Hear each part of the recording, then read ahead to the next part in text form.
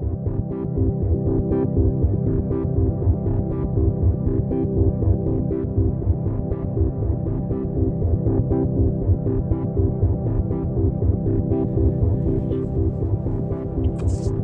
me get a clap. Let me clap on your end too. Cool. Okay. Now both of my cats are here. Oh, right. No. Hi, and welcome to another episode of a documentary podcast. I'm Josh. And I'm Catherine. And today is back to being a more regular episode. Mm-hmm. So we watched 2 films from Frederick Wiseman. And I'm pretty excited for this episode because he's one of my favorite filmmakers, and I've gained even more appreciation for him after watching the 2 films we're going to talk about. Absolutely. So I've been aware of Wiseman for a while, but I've never actually watched one of his films. Yeah. So I was really excited to finally be able to dive into it and watch a few. But before we get to that, how have you been? I've been good. I've been working a lot. So I haven't, normally on this podcast, we'll do, what have you watched recently? I'm a bit ashamed to say I haven't been watching much recently. Haven't had the time. I did go see Midsommer. Yeah. Well, first, what have you been working on? I'm curious. A lot of different things. So primarily commercial work. So much of the same, long hours. I was on a shoot, which was cool. It took us all around the state. So nice. Up from Granby down to Westcliff, which I never heard of before. So definitely getting to see a lot of Colorado through work, which is awesome. That's awesome. Yeah. Yeah, I just booked a big job to do a documentary for these 2 folks that live here that are they do sound healing. It's pretty interesting. They do all these gongs and stuff, and they have people basically they're meditating with these blindfolds on that are super blackout blindfolds. Never anything that I thought I would be doing, but it's super fun so far. So I'm just gonna go to a bunch of their events for the next few months, and then make them a short documentary for their website and a few Instagram promos, and that sounds awesome. Yeah, and then see where it goes from there. So it's super fun. Then I released my little short film that I did about Revolutionary Left Radio for a week or 2, and then I heard back from the Omaha Film Festival that they needed it to be private if I wanted to be in consideration still. So I put it back on private, but secretly, if anyone wants to see it, just message me. I'll send you a private link. But yeah, so that's pretty cool. But with that, let's jump into talking about the films we've been watching. Yes.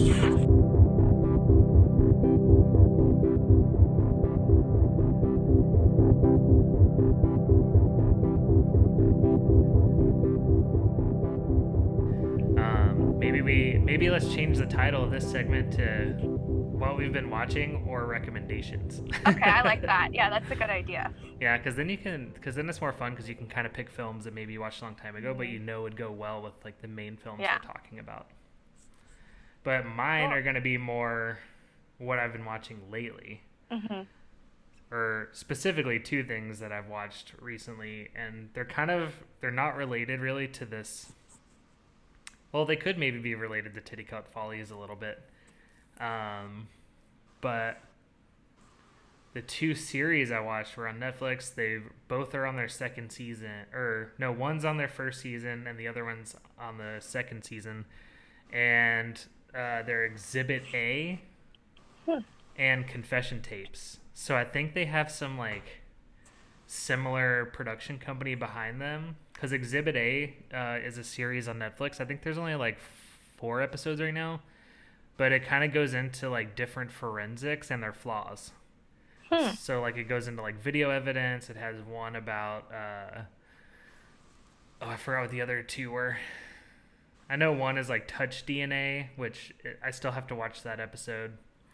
The other one was blood splatter, And so they kind of just dive into cases where these forensics were used, but where they're really flawed. And it's kind of a frustrating watch, similar to all those. But yeah, and then Confession Tapes is a series of, it's just each episode is a different case where they got false confessions. Oh. And that's also kind of a brutal watch, but they're really good, like if you're into like true crime and stuff, because it definitely covers that kind of stuff. But I like it a little bit because it's kind of more critical of maybe the police in general, not giving them just such a pass for everything. But yeah. And then you were saying you went and saw Midsommer. I did see Midsommer, yes. It was fine. I think I was expecting it to actually be scary, and it really wasn't. Like in comparison to Hereditary, which was the director's last film. It's what I do like about his films, though, is he kind of presents the horror of like family and societal structure. So it's not necessarily like jump scary. It's that our own lives can be just as terrifying and messed up. And really, this one he definitely does that. So I'd say it's worth seeing, but nothing really stood out to me in the film. So nice. And yeah, before we did this podcast, I started watching a third Wiseman film. But I can't talk about it too much because I'm only like 15 minutes into it. But it was called Crazy Horse. Oh yeah, that's a good one. Yeah. Yeah. So far, it's just mostly been like the dancing. So I haven't really gotten a bigger picture of what the story is. And one of the interesting things about Wiseman that I think we can get to is that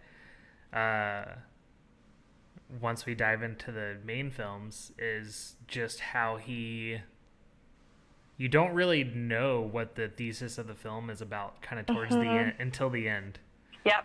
I literally put a note on my like document that's like, there's this one pivotal moment in all of his films where you're like, oh, I finally get it. Yeah. And it's usually like 2/3 to 3/4 of the way through. There'll be some conversation that happens amongst the characters or people he's filming, and you're like, oh, this is it. Yep. Which, yeah. Well, with that, let's get into our main films. Okay, I do have one recommendation. Oh, okay. Though, real quick. It's another Wiseman film, but I think it pairs really well with Aspen, which is Monrovia, Indiana, which I believe was his last film that came out about a year ago.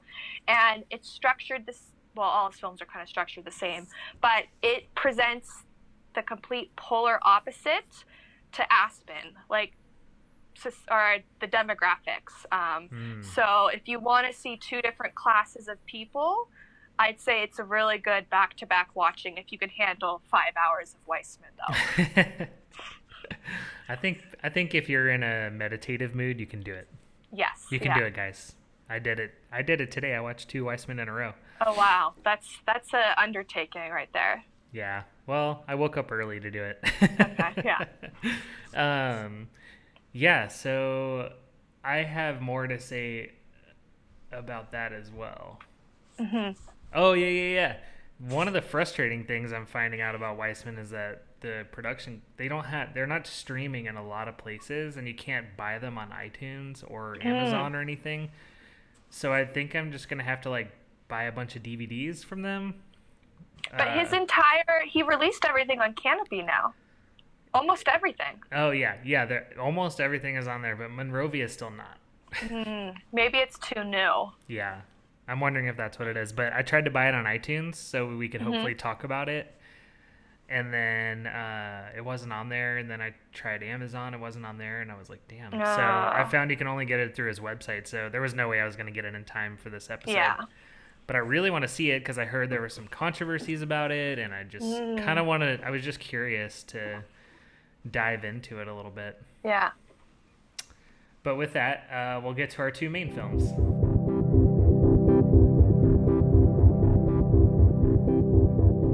Do you want to introduce the 2 films Sure. we're talking about? So we're going to talk about Titicut Follies, which is actually, I didn't realize this, his first film, which is incredibly impressive. That's what his first documentary.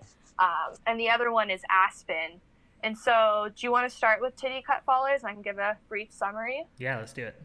Okay, so Titicut Follies came out in 1967, and it portrays the pretty horrific conditions that exist in the state prison for the criminally insane in Bridgewater, Massachusetts. And it looks at all the different of roles. Yeah, that's okay.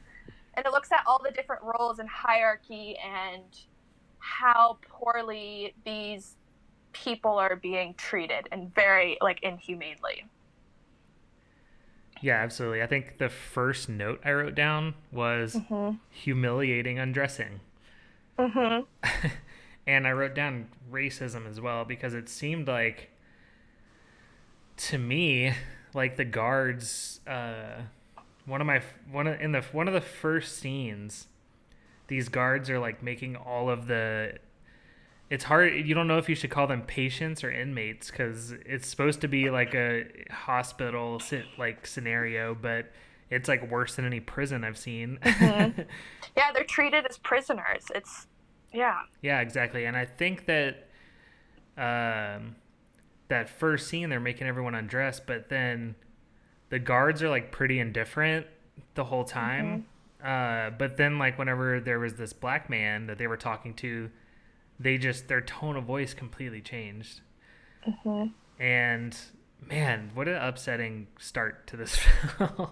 Yeah, and I find it gets harder and harder to watch as you go. Yeah. Because it opens with this song, and it's a performance, and you don't fully realize where they are. That's like a lot of his films. You don't know the full place until it gets going.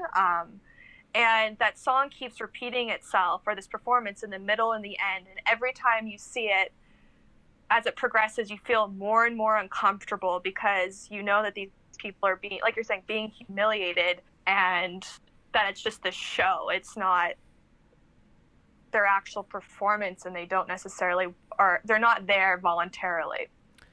Yeah, and I think that was really interesting. And this is just kind of a side note. This doesn't really... I think that he kind of like ties it in a little bit at the end.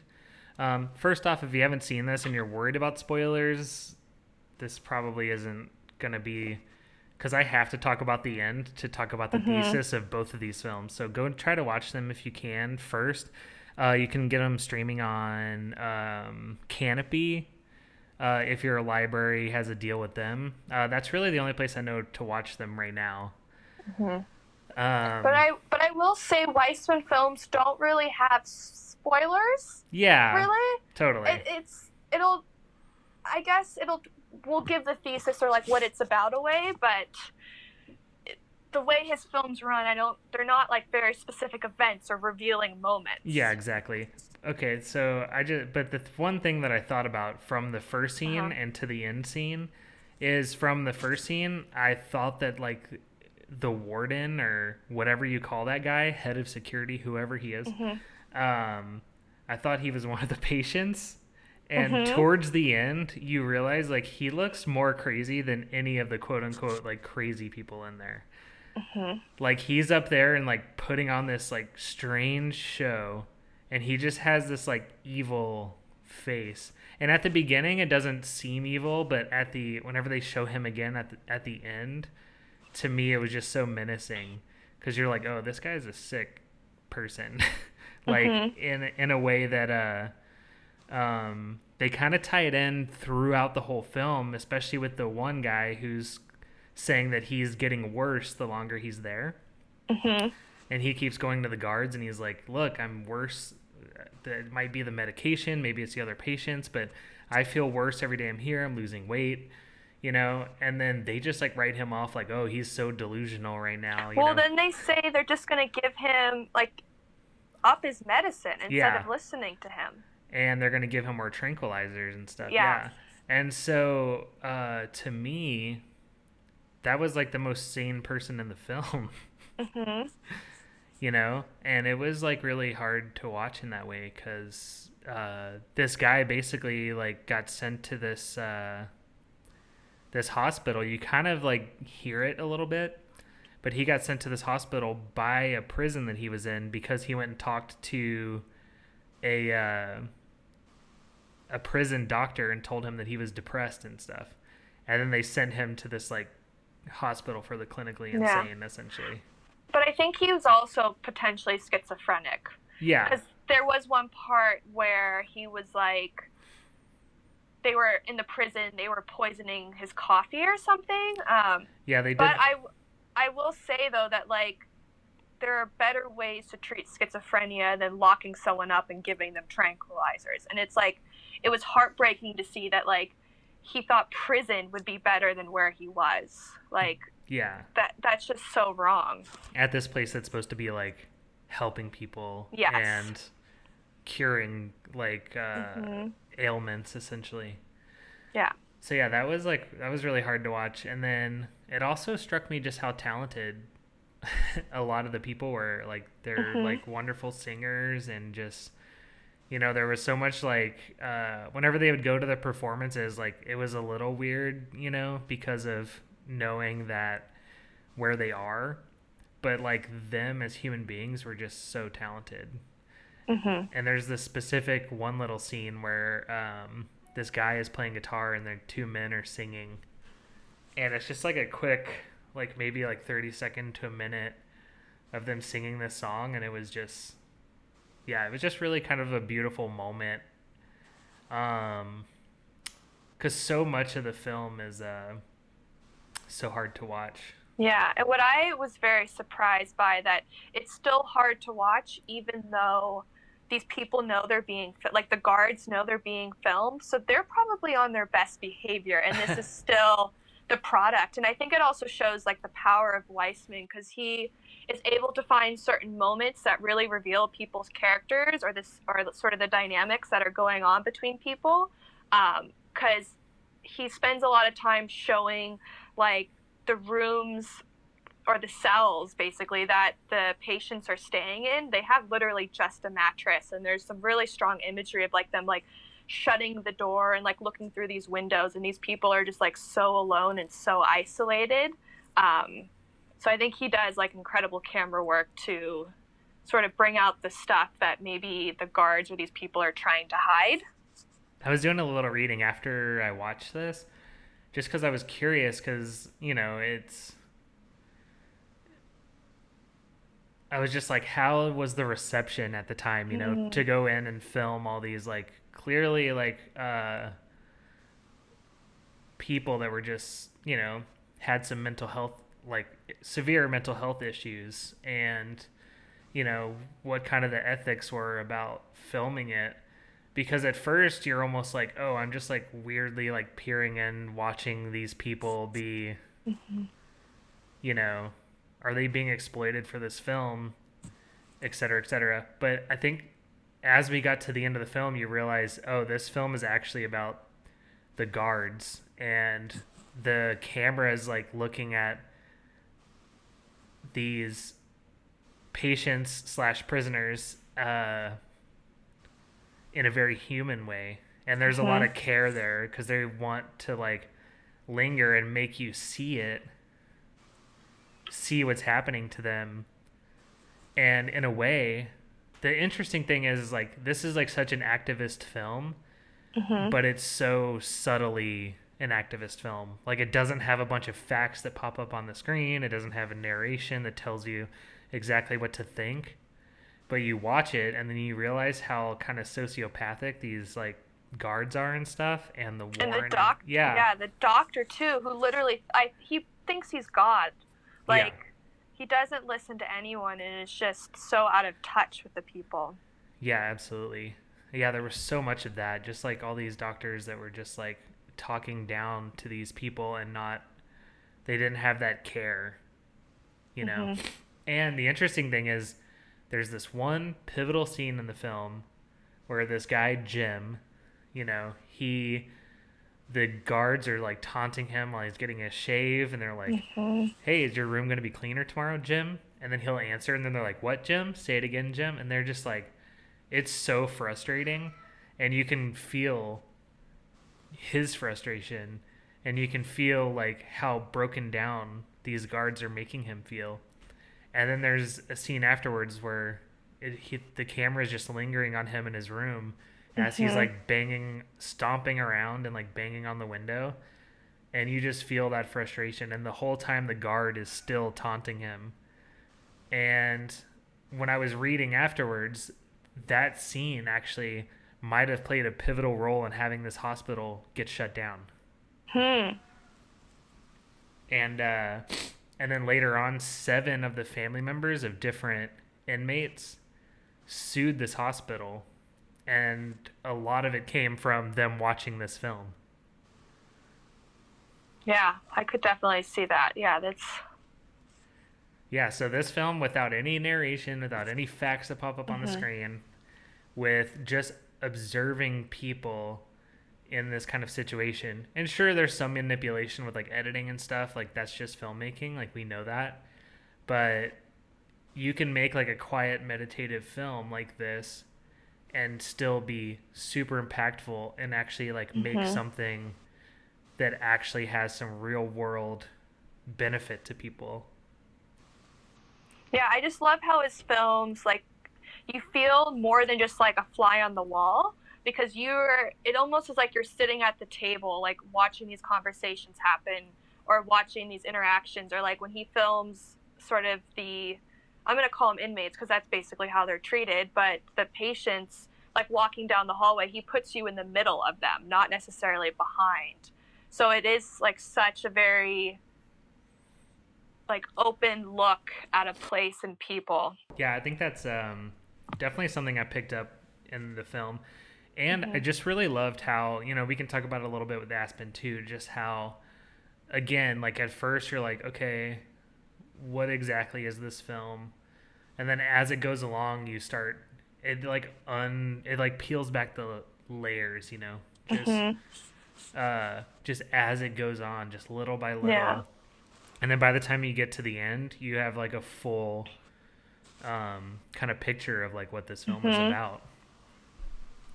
Yeah, it's almost like it's a time capsule of a place that I really appreciate. Like, I think it could be used to like for historical context as well, because you're seeing every aspect of life in as unbiased, I think, of a way as possible. But one thing I also sort of noticed about his films now that I've seen more is he always includes like very kind of pivotal moments of life. Like there's always usually some sort of death or funeral, a lot of church aspects, more in Aspen than this one. Yeah, I actually did write that down too. That birthdays. I wrote down the priest. And then there's that scene where they're intercutting between the same guy, him being force-fed while he was still alive, and him on basically dead, and on the, whatever I don't know what to call it, what they put the bodies on. And it was so, like, that image, it's so sterile, and it's like this metal box, and like that, yes, that is where bodies go, but it just showed how little care these people had for the patients. Yeah, well, it's going back and forth between him on this like table getting force fed, and then him on this table when as he's dead, and then they have him in the coffin, and then it's back to him, like they're pulling the tube out, and then he's walking away, then they put him in the cell. And then as the cell door closes, it goes back, and then they're putting the casket in the, in the wall, and then they're closing that door. And it's just so sad because there's nobody at his funeral, and like a priest says a couple words, and they're just like, okay, like as so nonchalantly, and like as if nothing really happened, like it's just a daily part of their life, like for the guards. Yeah, and like there's no humanity there.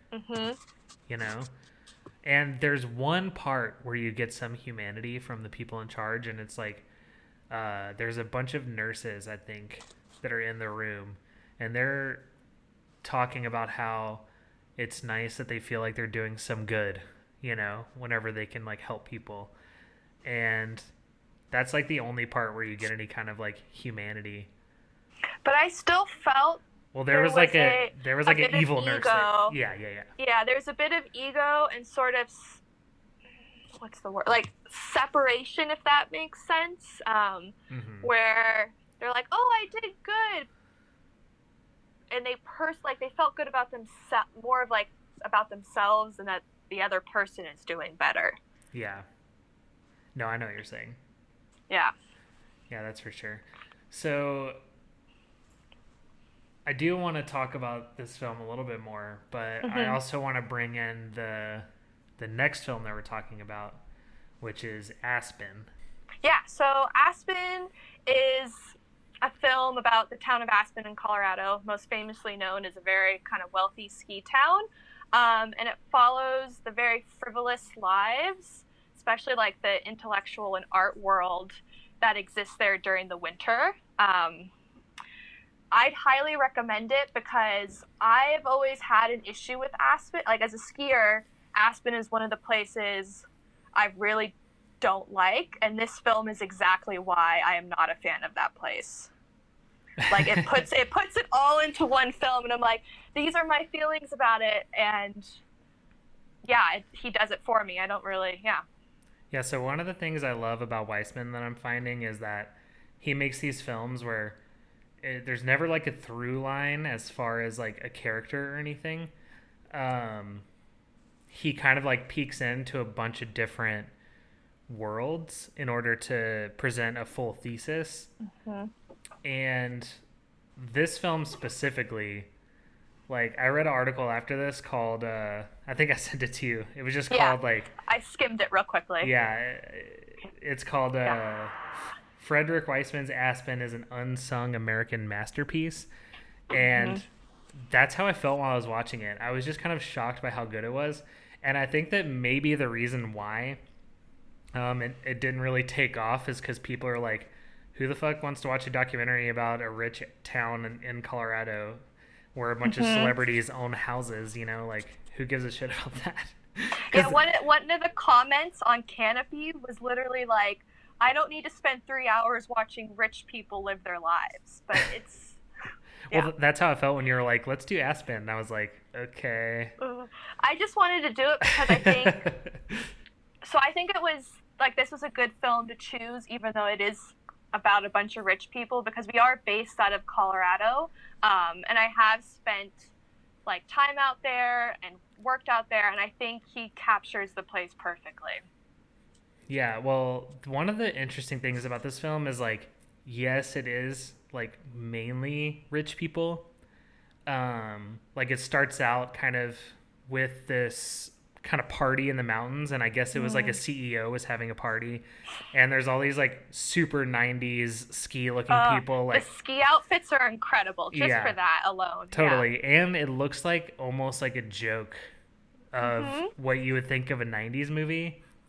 But it's a documentary, and that's how people were actually dressed. Yeah. And so it kind of starts with that, but there is a little bit of... So this is like that film again. You're like, okay, so this is about rich people, great. And then it goes into the follows some miners for a little bit.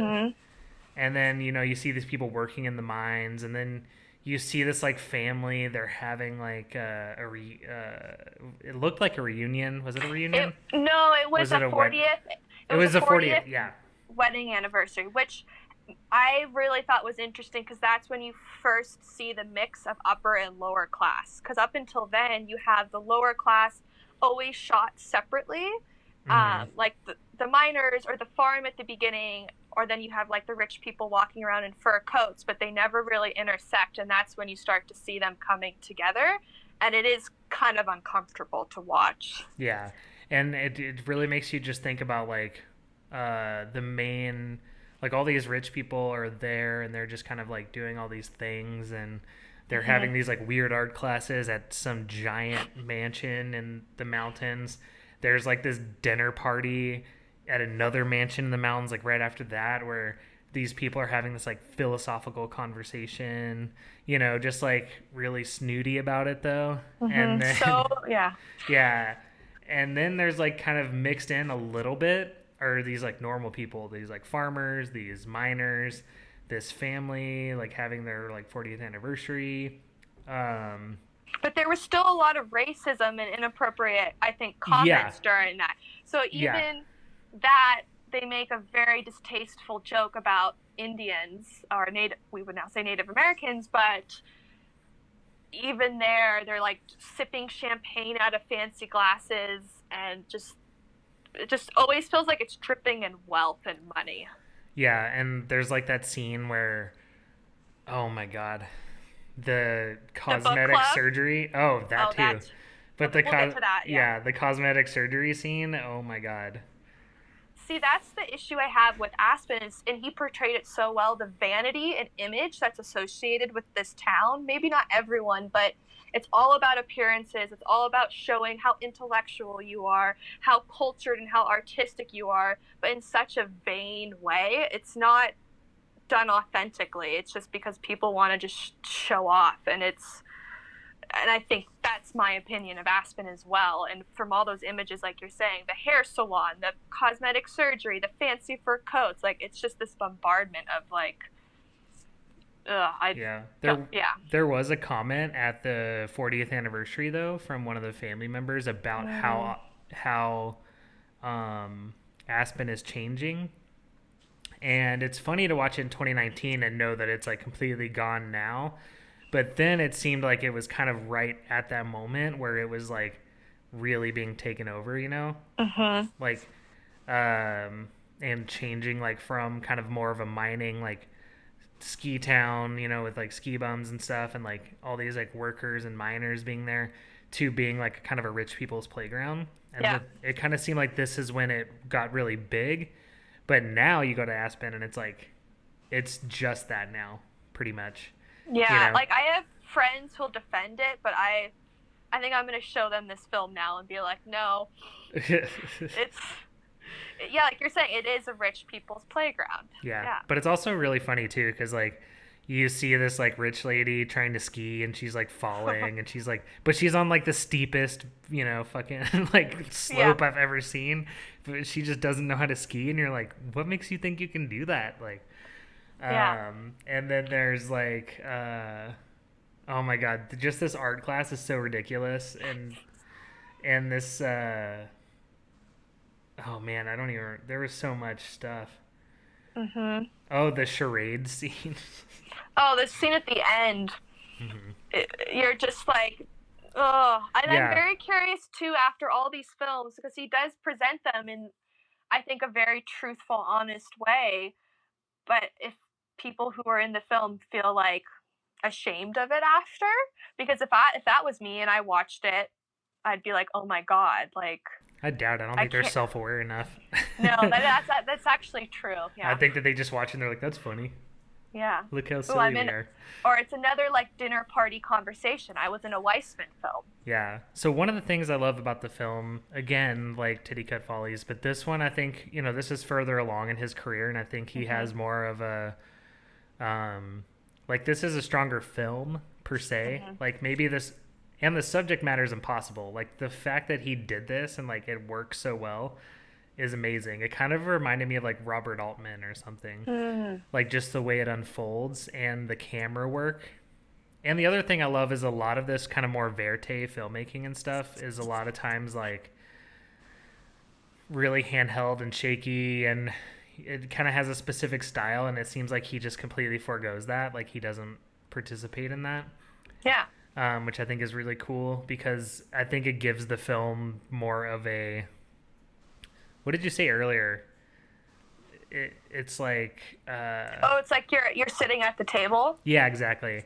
It gives not you, just on the wall. You're like you're in it. yeah, and I think that that's really important, especially what he does with B-roll of people's faces and stuff. Like, because I've noticed that he does a lot of like he'll be filming a talk, you know, Mm-hmm. and then he'll be like going in on people's faces, you know. But what's interesting about that, I was reading an interview with him this morning, and he talks about the purpose behind his editing is always why, and he says that like the way a person moves or which way they look kind of encompasses all of that. Like why do they use certain language? Why do they look a certain way? Why do they care about certain things? And you can see that, like you're saying, in his edits, and he really focuses on where people are looking and like how they interact with each other. Hmm. Yeah, and one of the things I love is just like you kind of start with seeing all these rich people. Every now and then it kind of cuts back to like more working people. Hmm. And then it kind of goes on to like a lot of different talks about like Christianity. Like starting off with like I put yuppie Christians, quote unquote, because Hmm. he actually says they're in that category. So that's not just Yeah. me saying that. Talking economics, and they're like, what would God's Oh. economics look like? And that was kind of like, oh, that was the pivotal moment for me. And I was like, this is exactly what this film is about. You know, Uh-huh. it's like a homogenous culture trying to like figure itself out in a way, but in such like a frivolous kind of Very ironic what they're saying too. exactly, yeah. And it's very ironic because they're like, it's about equity and et cetera. And like, um, Or how they use Christianity to basically reason everything they're doing. Like earlier, there's a Bible study where they're talking about divorce, and at first they're like, divorce is horrible, and then they get to the point where they're like, no, divorce is okay. Probably because most of these men, it's also all white men sitting yeah. around a table, are going to be divorced at one point in their Well, life. and a bunch of them already are. And they're And are, like, yeah. and even the guy who's like talking about how divorce is a sin, he's like, I mean, I have to admit that that's a sin I committed. Uh, Yeah. and, and then, oh my God. And then later on, there's that other pastor who, again, this kind of goes back with like the casual racism that like Mm-hmm. it gets really bad in this one's a little more subtle, but it's really bad in the cosmetic surgery scene. It's horrifically like, you're just like, dude, what the fuck?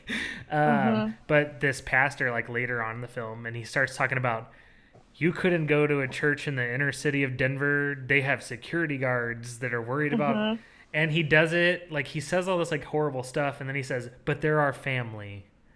Oh, and it was like, no, they're not your family, because if you look in that room, besides one African American lady, everyone else is white. Yep, and then And I think you'll notice that like there is segregation, and they aren't one family because there's only one African American woman in that scene, and throughout the entire film, it's pretty much only white people. And I will say oh that yeah, is an issue just for skiing in general. It is an elitist white sport. hmm But that last scene, you're just like, yeah, like you're saying, they're not one family. They're completely separate. yeah. And then he does this thing that I think a lot of kind of churches do, like coming from like kind of my background, um, where they'll talk shit about a lot of people. He just Hmm. starts listing off all this like terrible stuff these people have been through to like prove his point, and then to Mm-hmm. just be like, oh, but you know, God's looking out for them and it's miraculous, and you're like, okay. Mm-hmm. But Yeah. it kind of fits in with that whenever he's talking about the inner cities versus the and then he starts going off on all that stuff. Like one of the things he really talks about is like the that actually is true, but I don't think that he's aware enough to know that it's actually true. Mm-hmm. That under all of the gloss and all of the sheen kind of Aspen and stuff, that there still is struggle. Hmm. And I think that that kind of refers almost back to like the working people that are kind of like working to make all of their lives like so much more cushy. You know, Mm-hmm. like you think about like when people talk about holidays, you know, rich people talk about like holidays, like, oh, we're going to take this like time off and go to Aspen for the winter and blah, blah, blah. And then whenever they do that, there has to be this whole wing of like, you know, regular folk who make that possible for them to eat and go to the stores and to go to the ski, you know, villages and whatnot, you know. Um, so there's always kind of this like underclass of people like making things possible for them. Yeah. Yeah. And then so I put some of the notes I put were just like lots of Christian themes, Mm-hmm. inequality, gentrification, racism, money, Sexism. sexism. Yeah. For me, the pivotal, like we were talking about earlier, there's always a conversation. It's usually a conversation in the film where you just get it. And for me, it was the book club Oh where they're yeah, yeah, talking. yeah. Oh, I got so frustrated. They're talking about Flaubert, and this older man was just like ripping on the book because he's like, they were living such a simple life, and because their life was so simple, it was not worthwhile. And I think that reflects a lot of the the rich people's views in Aspen, that like if you're not living this sort of intellectual cultured life, there is no point of your life. And he was very critical of it being a woman main character, and there was one lady in there who was definitely defending the book and trying, and I really appreciated her view. So it did show as well that like not all of Aspen is that distasteful, and that it's okay to live a simple life, but I think those people are just so caught up in their world that they can't see another way of life. Yeah. Well, I took like the normal families and the working people parts, which were kind of disproportionate, but I think that was purposeful because that's dying out. It is, yeah. And I think that represented kind of the gentrification of Aspen in a way. I mean, it was probably never super, like you said, like with the racist thing, like it was probably never super diverse, in a sense. Like it was probably like super, but like as far as class goes, I think that they kind of represented the class that was kind of losing the war in Aspen, and now completely has, because now Aspen is just like, even back then there showed shots of like people going into like stores and shopping and stuff, but now Aspen's like basically like a giant bourgeois mall. Well, it is like the first time I went there was like 2 falls ago to go see the Aspens change in Maroon Bells, and I had never seen more plastic surgery in my life. And I knew there was this like image and sort of stereotype of Aspen, but like as someone who grew up spending a lot of time in ski towns that are the complete opposite, I was just like shocked. And it's like Chanel, Louis Vuitton, like instead of having like pizza places and bars, you have the finest shopping and just people who just look so different than what I'm used to seeing in a ski town. Yeah. With both of these films, it makes me curious if Wiseman is a Marxist, because there's a dialectic in both of his films, both of these specifically, which really just kind of shows the struggle between classes. Like the doctors and the guards and stuff are kind of the elites in Titicut Follies, and then there's a little more proportional representation of the lower classes there, because I think that they are every day intertwined. But even actually the doctors don't even appear that much, so they're probably more like the elite. But anyway, I would agree from these 2 films, but this is why Monrovia, Indiana needs to like come on a streaming service, because I think you'd really appreciate it. Yeah. But that critiques a more blue collar, middle America class just as much as this critiques the wealthy. And that's why I think it pairs so well with Aspen, because they also both are bookended the same with like churches and religion, and how similarly that class or that society is using religion in a very racist way as well. But Interesting. Yeah, I'll have to see it, because the Aspen film just kind of like seemed very specifically like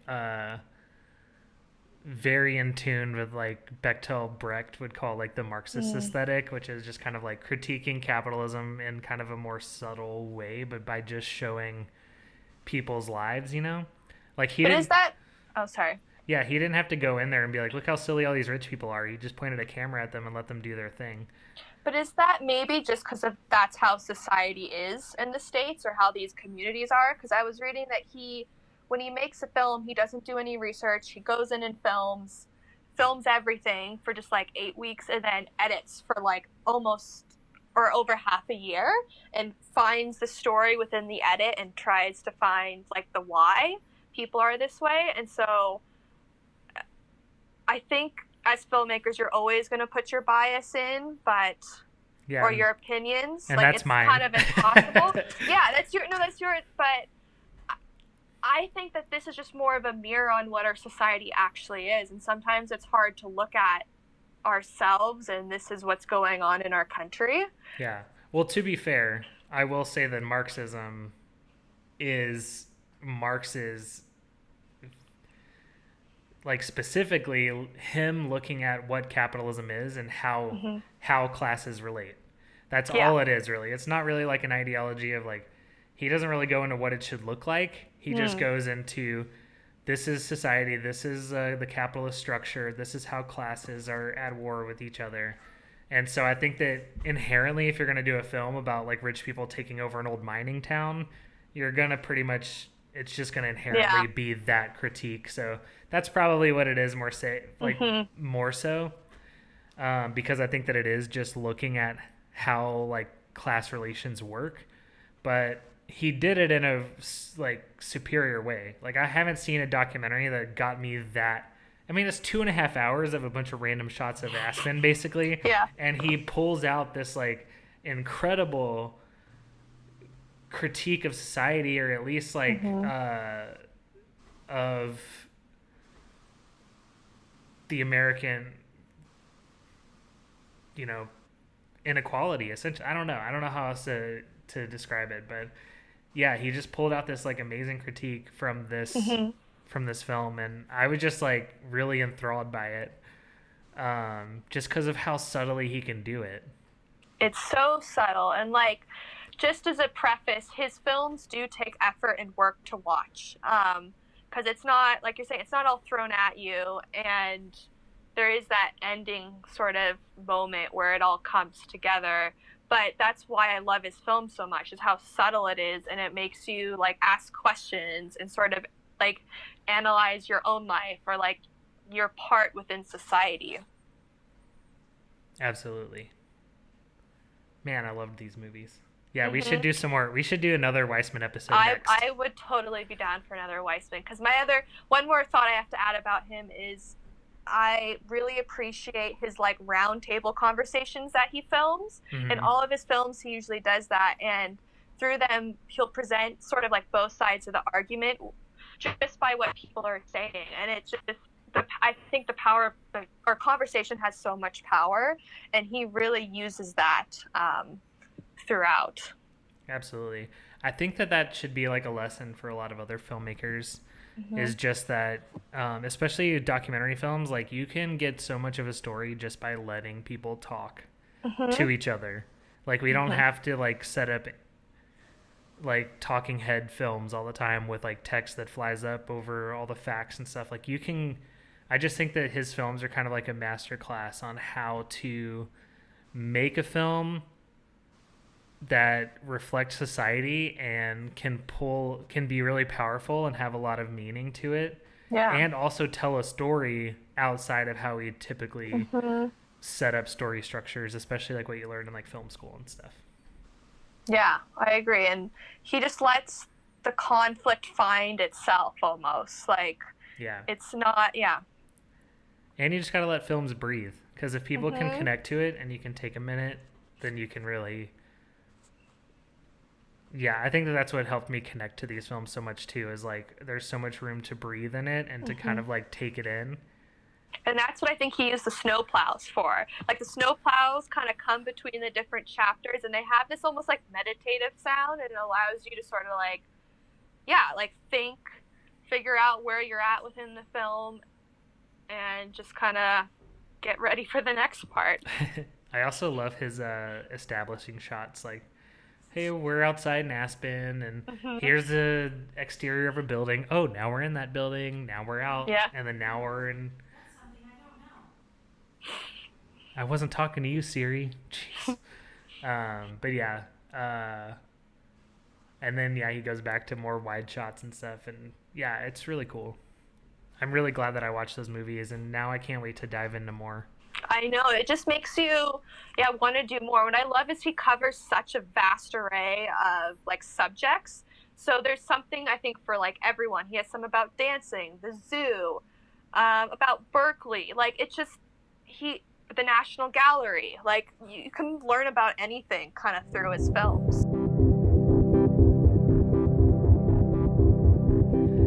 All right. Well, that does it for another episode of A Documentary Podcast. Thanks for listening. You can follow us on Instagram at A Documentary Podcast. Oh, and our website, adocumentarypodcast.com. The music is by Timothy DeCans, And you could follow me on Instagram at Joshua LeBure. And then myself at CMS Moments. All right, well, thank you, and we'll see you in a couple weeks. Okay, bye. Bye.